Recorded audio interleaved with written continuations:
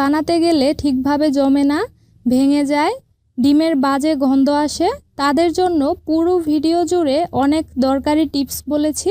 Pudding তৈরির জন্য দুধের ঘনত্ব এবং ডিমের পরিমাণ হতে হবে একদম পারফেক্ট, যেটাতে আমরা অনেকেই ভুল করে থাকি।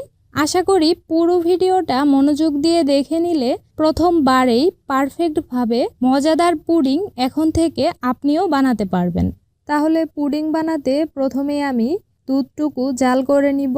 এজন্য হাঁড়িতে দিয়ে দিচ্ছি 4 কাপ অর্থাৎ 1 লিটার পরিমাণ তরল দুধ। আমি এখানে গরুর তরল দুধ ব্যবহার করেছি। এবার এই দুধটুকু মিডিয়াম আঁচে জাল দিয়ে অর্ধেক করে নিতে হবে, মানে 4 কাপ দুধ জাল দিয়ে 2 কাপ করে নিতে হবে। আপনি চাইলে কিন্তু এখানে তরল দুধের বদলে যদি গুঁড়া দুধ দিয়ে বানাতে চান, ওই ক্ষেত্রে 1 কাপ গুঁড়া দুধের মধ্যে